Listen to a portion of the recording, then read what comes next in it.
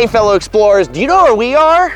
I hope so. It's the most famous mountain in all of Japan. That's Mount Fuji. This is the Fuji Five Lakes area. We're spending 2 nights here, but fundamentally 24 hours of daytime exploring time. And so in this video, we're gonna take you around what we did in 1 day. We have a rental car that we picked up when we flew into Tokyo. So we were doing this as a driving adventure. This is a great part of Japan to get away from the hustle and bustle of city life and explore a bit of mountainous Tokyo, especially on a good weather day when you get panoramic views of Mount Fuji. We are staying at the Marriott Lake Yamanaka Hotel that we're gonna show you later tonight as we get in there. Our first stop, an otherwise boring parking lot, Panorama-dai is what it's called, has amazing views of the first lake in the Five Lakes region, Lake Yamanaka. This is probably the first lake many people see as they're driving in from Tokyo, but this is a great place to start. Just get your bearings and wow, Mount Fuji's pretty. This is April. This is mid-April that we're here. Last night, just in this region, it was like 0 degrees Celsius overnight, and Mount Fuji, you know, we were deciding what it looks like, and we said it looks like a shave ice with some condensed milk up on top with the snow. What do you think? Do you like shave ice, Princess? Nah. Yeah.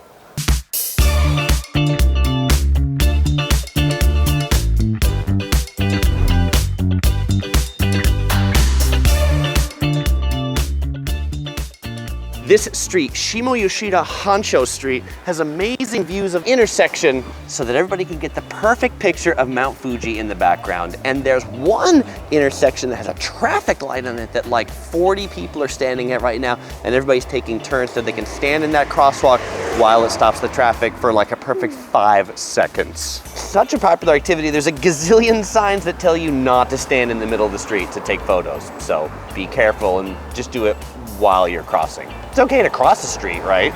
So for lunch, we stopped into a local noodle restaurant that serves the local specialty of this region, Hoto Noodles. And this noodle dish is served in a cast iron pot, miso-based soup, but it's really all about the noodles. And so the noodles here, they are like an extra thick udon noodle, almost maybe more like a dumpling than a noodle. And because it's served in the cast iron skillet, they actually give you a little ladle to ladle it out of the skillet into a bowl to eat it from. I got the one with meat. OC Girl got the one with mushrooms. This is their specialty. I really like meat, 1,300 yen each, pretty cheap. We picked this spot because it's right off the main road and it has a parking lot, which the area by the station, hard to park there. And when you're driving a car, parking is important. It's in a cute little like white cottage, neat little building. We're the only ones here for lunchtime at noon on a Monday. All right, let's go ahead and dive into these thick noodles, cooling it down here. All right, it's also got some pumpkin in there as a veggie to go with it. If you like veggies, you'll definitely love this, particularly the one that has no meat.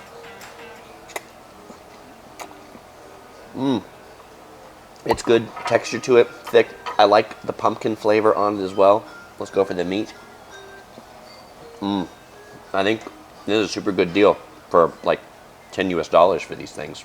So as I'm on to my like 3rd little bowl of noodles here, I'm like, there's so many noodles in this bowl. I think this is designed for like sumo wrestlers or something. I mean, even as a American who eats like gargantuan portions, this is unusual for Japanese portions of meals, and I'm clearly having issues with my noodle stacking ability in here.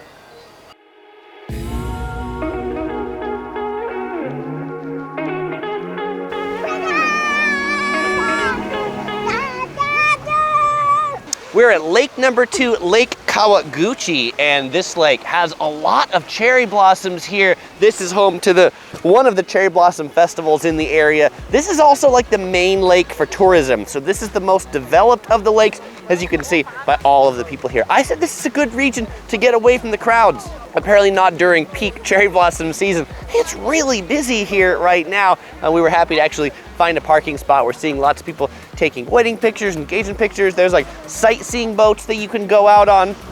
It's a little windy and the lake looks a little choppy, but everybody's definitely trying to get that classic picture of the cherry blossoms and Mount Fuji and the water all in one picture. That is like the Japanese trifecta It's a quadfecta if you could just put a red torii gate in there, and then it's like, that's all Japan all in one picture. And to maximize the amount of time people can enjoy the cherry blossoms, they've also set up gigantic lights to shine up in the trees so people can come and enjoy them at nighttime too. And while the lake front itself is mostly just for walking and the cherry blossoms and viewing Mount Fuji, there's one neat restaurant on it, the Cafe Garden Terrace Mimi, that looks like a chateau out of France, except serving Japanese beer. It says they have draft beer, and yes, they can get the draft beer to go. As we're strolling along here, OC Girl says this would have been such a romantic couple's walk about 3 years ago. Now we're just a walk of silly gooses, and the silly goose is coming right on over. She's the little silly goose. I'm the big silly goose. But what's also neat along this thing is they set up these like selfie sticks that are made of like a stick, like from a tree, and then they even got like a bendy thing on it. I mean, that's cool. Do-do, do-do, do-do, do-do, do-do, do-do. So what you guys usually don't see is the behind the scenes. We're usually very composed on camera, or we cut the scenes where we're the best composed, but we're often walking around going do-do, do-do, do-do, do-do, do-do, do-do. But anyway, this part of the walk, what we really like about this are the weeping cherry blossoms that the princess is trying to touch. See how they come down all the way like 2 feet down to the bottom. I mean, these are the best for taking pictures because you can get the cherry blossoms, Mount Fuji, and the torii gate when the, Fuji Five Lakes Tourism Association gets their act together and puts one in the lake.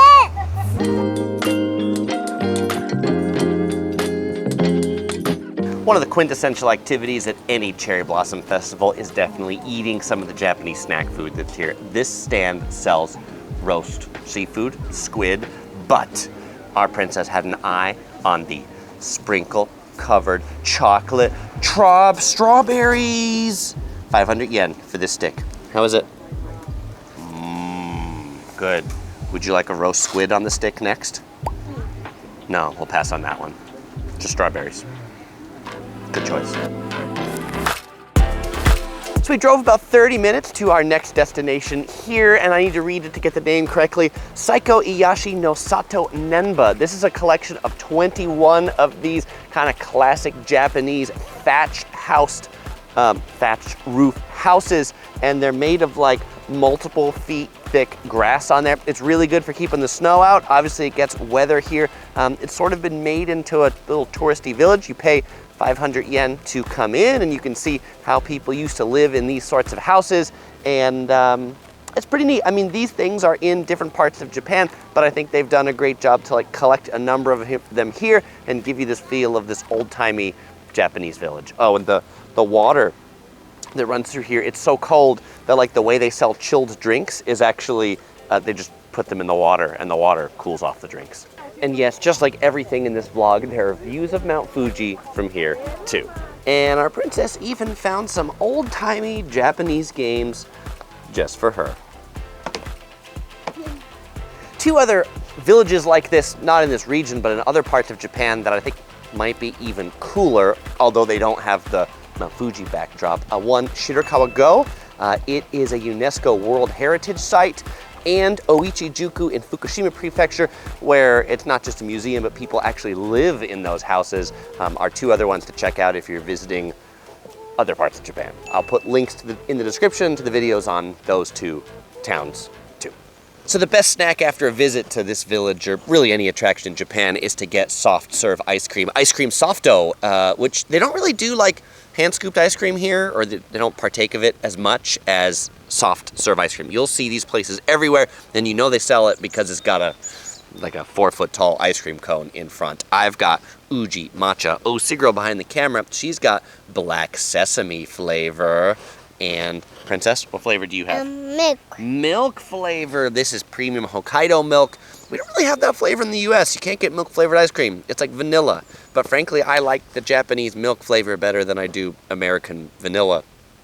And yeah, it makes you cold, and it gives you a milk mustache, as it should.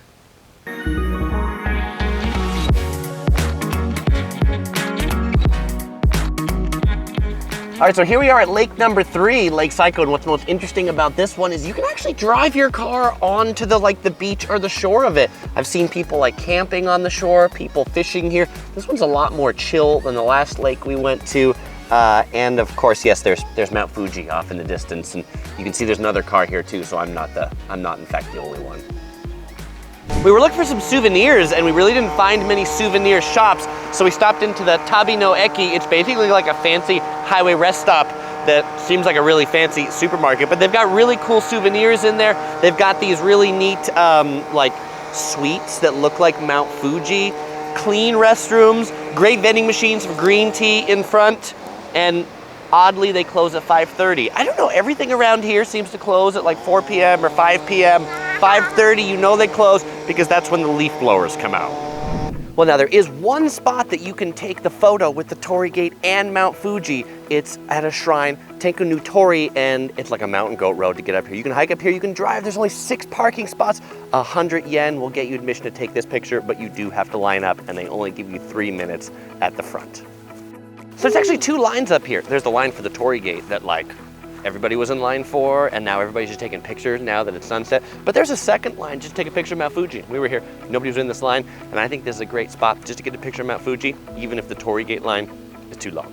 You look on Google Maps and you see this place closed at 4 o'clock. That's what time the shrine closes. This place is open till sunset, and if you do the hike up here, just know it is a long hike, but you can get some snacks right here at the little snack stand they've got at the top, but they just turned off their lights, which tells me it closes right after it's the end of twilight time. All right, we're at dinner, and there's really very little food for dinner in this region, I think because everybody goes back to Tokyo by dinner time. We're at Royal Host, and at Royal Host, it's like a super kids-friendly restaurant. You'll see the food in just a moment, but they bring a bucket of toys for the kids to pick out one, and our princess picked out a little car that I'm gonna open up so she can play with the car. And they also brought her a kid's bowl, and look at this, a little Royal Host kids bib. I got a small little biru right here, and so if you're coming with kids to Japan, really any part of Japan, Royal Host is a big chain. I think it's pretty kids friendly because I got a lot of kids food. Also, the menus are in English and all have pictures, so it's really easy to pick out. I'd say it's you could say it's like the Cheesecake Factory of Japan, except maybe a little lower end, so maybe a cross between Cheesecake Factory and Denny's.